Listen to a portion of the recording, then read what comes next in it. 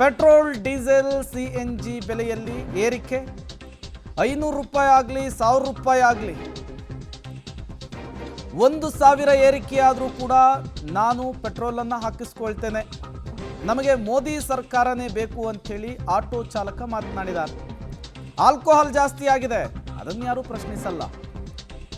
ದರ ಏರಿಕೆಯನ್ನು ಸ್ವಾಗತಿಸ್ತೇವೆ ಅಂಥೇಳಿ ಆಟೋ ಚಾಲಕ ಮಂಜುನಾಥ್ ಹೇಳಿಕೆಯನ್ನು ಕೊಟ್ಟಿರುವಂಥದ್ದು.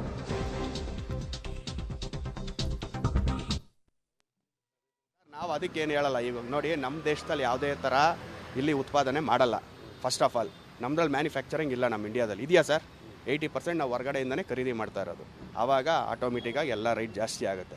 ಅದನ್ನು ಇಲ್ಲಿ ಏನು ರಾಜ್ಯ ಸರ್ಕಾರ ಮಾಡ್ತಾ ಇದ್ದಾರೆ, ಕೇಂದ್ರ 1 ರೂಪಾಯಿ ಮಾಡಿದ್ರೆ ಇವ್ರು 2 ರೂಪಾಯಿ ಮಾಡ್ತಾರೆ. ಕರೆಕ್ಟ್ ಅಲ್ವರಾ? ನಡೀತಾ ಇರೋದು ಅದೇನೇ. ಯಾಕಂದ್ರೆ ನಿಮಗೆ ಜರ್ನಲಿಸ್ಟು ನಿಮಗೆಲ್ಲ ಗೊತ್ತಿರ್ತದೆ ಏನು ಎತ್ತ ಅಂತ, A to Z ನಿಮಗೂ ಗೊತ್ತಿರ್ತದೆ. ನಾವು ಪಬ್ಲಿಕ್ ಮಾಮೂಲಿ ನಾನು ಸ್ವಾಗತಿಸ್ತೀನಿ ಸರ್, ನಾನು ಮಾಡ್ತೀನಿ. ಬೇರೆಯವ್ರು ಹೆಂಗೆ ಮಾಡ್ತಾರೇನೋ ನನಗೆ ಗೊತ್ತಿಲ್ಲ. ಯಾಕಂದರೆ ಅದೇ ಇವಾಗ ಆಲ್ಕೋಹಾಲ್ ಜಾಸ್ತಿ ಆಯಿತು, ಯಾರೂ ಮಾತಾಡಲ್ಲ. ಅದು ಯಾರು ಮಾಡಿದ್ದು? ರಾಜ್ಯ ಸರ್ಕಾರ. ಈ ಸರ್ಕಾರ ಬಂದಾಗಿಂದ ಎಷ್ಟು ಸತಿ ಆಗಿದೆ? ಅದನ್ನು ಯಾರನ್ನ ಅಬ್ಜೆಕ್ಷನ್ ಮಾಡ್ತಾ ಇದ್ದೀರಾ? ಇಲ್ಲ. ಇದು ದಿನನಿತ್ಯ ಬಳಕೆ. ನಮಗೆ ಎಮರ್ಜೆನ್ಸಿಗೆ ನಾವು ಪೆಟ್ರೋಲು, ಗ್ಯಾಸು, ಡೀಸೆಲ್ ಎಲ್ಲ ಯೂಸ್ ಮಾಡ್ತೀವಿ. ಇದನ್ನು ನಾವು ತಪ್ಪಿಲ್ಲ ಮಾಡೋದ್ರಲ್ಲಿ. ಈಗ ಸುಮಾರು ಜನ ವಿರೋಧ ಮಾಡ್ತಾ ಇದ್ದಾರೆ, ಆಕ್ರೋಶ ಅವರ ಆಗ್ತಾ ಇದ್ದಾರೆ. ಹಾಕ್ಲಿ ಬಿಡಿ ಸರ್, ಡೀಸೆಲ್ ದರ ಹಾಕ್ಲಿ ಬಿಡಿ ಸರ್. ನಾವು ಹಾಕ್ತೀವಿ ಸರ್. 500 ರೂಪಾಯಿ ಆಗಲಿ, ಮೋದಿ ಸರ್ಕಾರನೇ ಬೇಕು ನಮಗೆ.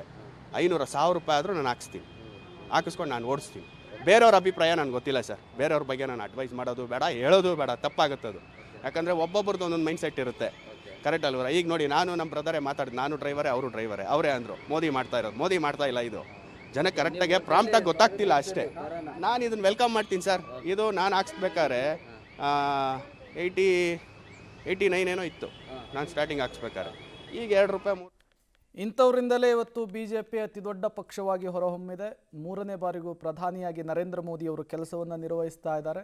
ದೇಶದ ಬಹುತೇಕ ರಾಜ್ಯಗಳಲ್ಲಿ BJP ಆಡಳಿತದ ಚುಕ್ಕಾಣಿಯನ್ನು